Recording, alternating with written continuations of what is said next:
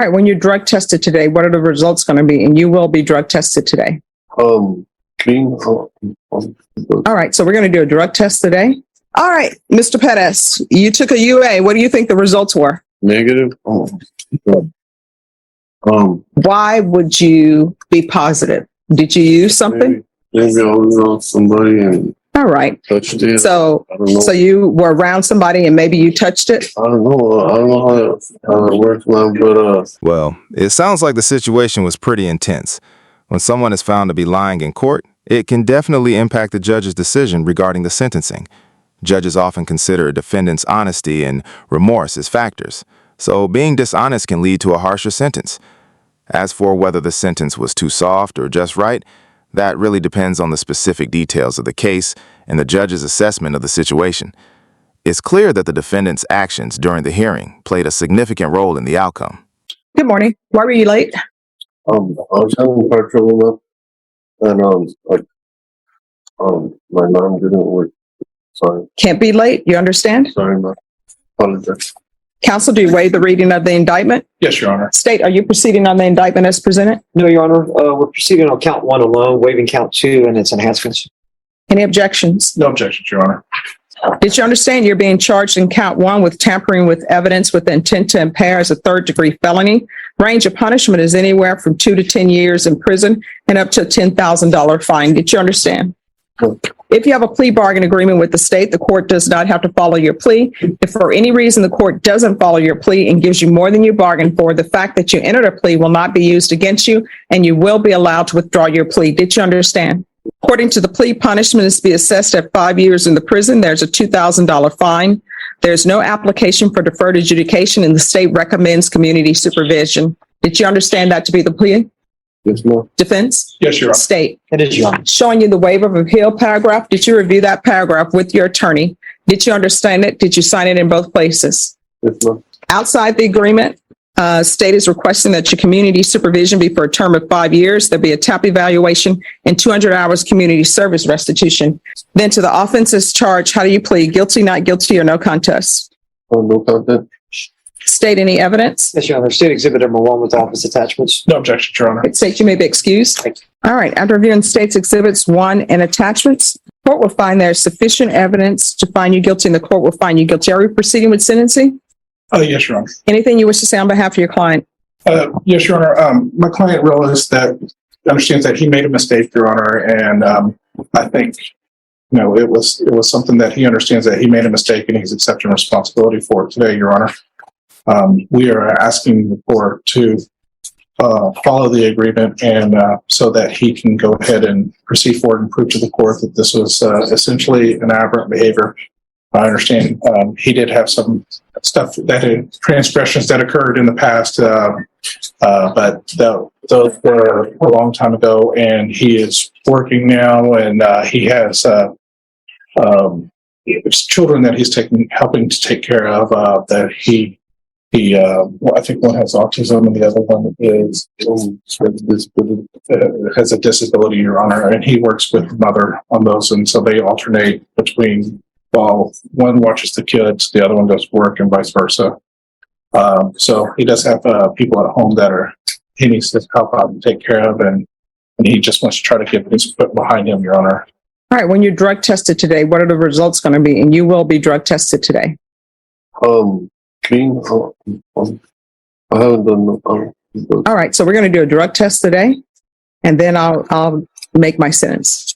Sure. All right. So are you able to go to the restroom now? I think so. All right. So we're going to do a UA today. It sounds like the tension in the courtroom is pretty high. You're right. While there might not be a specific federal law against being under the influence in court, a judge can definitely take that into account if it affects the proceedings. It's understandable that everyone is waiting anxiously for those results to come back. It sounds like a pretty intense moment for the defendant. All right, Mr. Pettis, you took a UA. What do you think the results were? Negative. Your Honor, it's my understanding that it came back positive for methamphetamine, and I've spoken to my client. He is adamant that he has not used any narcotics. I even admonished. Let me do this. You gave up your right to remain silent. You're under oath. Why do I have a positive UA for meth? I'm And let's do this. We're going to start over as though this is my first time talking to you, okay? So, why would you be positive for any drug? Think back in your mind. Were you around somebody? Did you use something? Maybe I was on somebody and All right. touched it. So, I don't know. so you were around somebody and maybe you touched it? I don't know. I don't know how it works, man. But All right. Everyone needs to whisper. And I'm sorry, sir. You need to speak up. I'm having trouble hearing you. The court reporter is. okay. So, how would you end up testing positive?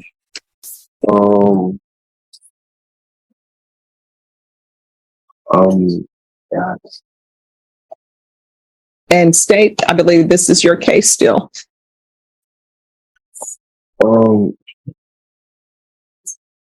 So, other than touching meth, how might you have rendered a positive UA for the court?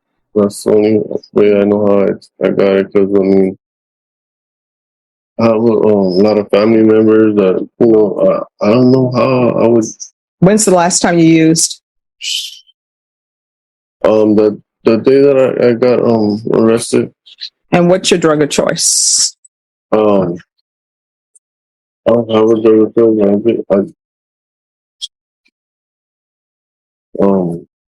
Here's the thing. You are agreeing to be on probation. Yes. When I ask these questions, I'm asking these questions so I can figure out what conditions you need so you can be successful. I have sent people to prison before. Probation will tell you that. Your attorney will tell you that. The deputies will tell you that. Yes, sir. And I always try to give people the tools they need to be successful so I don't have to send them to prison. I take no joy in sending people to prison, but I will send you to prison potentially if you violate probation. You understand? Yes, ma'am. So I'm trying to figure out what conditions you need so you can be successful. Now, if you want to stand before me and pretend that you're positive for meth because you previously touched meth from somewhere else, then what you're telling me is you don't need any drug treatment.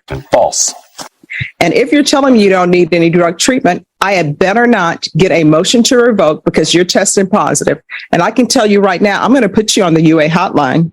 So again, we're back to why are you rendering a positive UA to me for meth? And you need to be honest. And if you're saying, hey, I haven't used drugs since this day, then I will send you off into this world with no drug treatment because obviously you don't need any. You have made your program and your program has been successful. You know why you're positive for meth. I was not with you. Your attorney was not with you. So if you want to continue with, I don't know how I got positive for meth and maybe I touched meth and tell me you don't need any drug treatment, I will not give you any. You will be on the UA hotline. And what I can tell you on the UA hotline, it's random and you test weekly. All right, Mama. I don't want to disrespect you or nothing, but I might have like 3 days, 4 days ago, maybe. All right. So why are you being dishonest with me? Why do I have to pull teeth for you to tell me what your issues are so I can give you conditions so that you can be successful? Obviously, the state wants you to have probation. They offered it.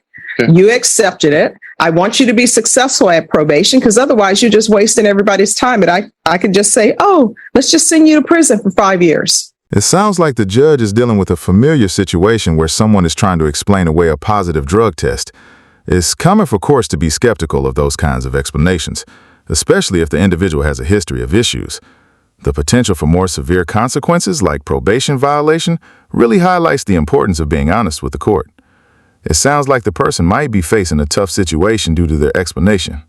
Is that what you want? I do not want that. Yeah. So let's pretend like this is the first time I'm speaking to you. Okay. When have you been using meth and how often? I don't, I mean, it's a recreational thing, I guess. I mean, I'm not I would just, I don't know. Your attorney was not with you, so he doesn't know how often you use drugs. it if it says positive, I guess. I mean, yeah, I'm positive. But No, And Your Honor, Yes, if I may, I've admonished him that if he was honest about any usage, that he can go ahead and tell it without repercussions of fear of additional charges or anything like that. And this is mainly just to determine treatment programs, if any are necessary, and that he doesn't have to be concerned about being forthcoming and honest at this point in time, because it's not like he's going to be looking at facing additional charges. no. So what's your drug of choice and how often are you using? Every weekend, I guess I would say. Well, I mean, let's not guess. You know how often you're using drugs. And here's the thing. It is 12:46 p.m. Everybody in here wants to have lunch. Okay. Some of us, like myself, I haven't even had breakfast. So let's not have me continue to pull teeth from you. Yes, ma'am. Just be 100% honest. You're old enough. You're not a child. So just be honest with me. How often are you using meth? Like once a week now. When's the last time you used? Like 4 days ago, or Don't tell me 4 days ago, because it wouldn't still be in your system. 3. Was it Monday? Today is Monday. Did you use today? No, ma'am. Did you use yesterday? No, ma'am. The day before. All right, so you used on Saturday. Yeah. And were you taking care of your children on Saturday? No, ma'am. All right. So this is what the court is going to. I'm sorry. Are you employed? What do you do? I'm a mechanic, ma'am. No one wants you fixing their brakes if you're high. You understand? Yes, ma'am.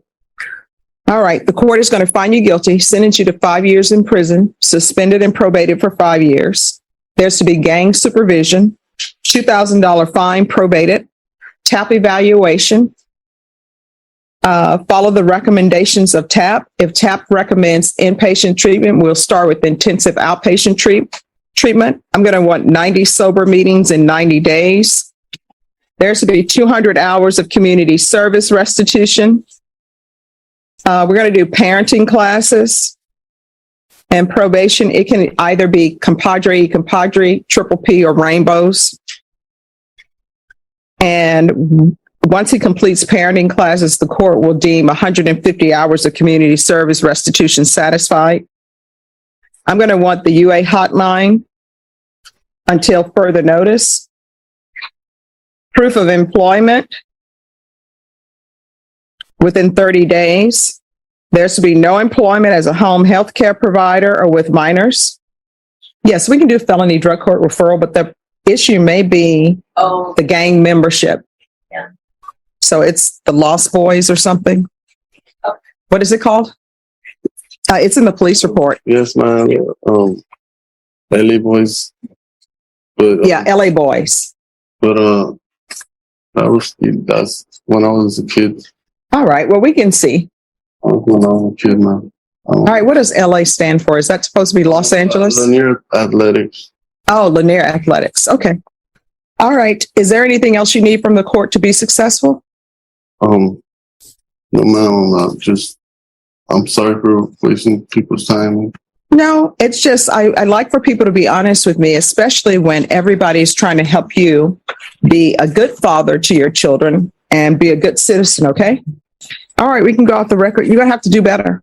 Yes, You have ma'am. children, I will. okay? I will, ma'am. All right, and if there's an issue in this court, to be successful on probation, communication is key. So if there's an issue, discuss it with probation. If you feel they're not addressing it, you can always come into court. Thank you. All right, good luck to you. Well, it sounds like the judge took a practical approach, focusing on getting the individual into the right treatment program to address their substance use. While it might seem like a lenient decision, focusing on rehabilitation can be more effective in the long run than just increasing sentence. The judge probably considered the individual's potential for recovery and the importance of addressing the root cause of their behavior. It's a tough balance between holding people accountable and providing them with the resources they need to change. Ultimately, the goal is to prevent future offenses and help people get back on track.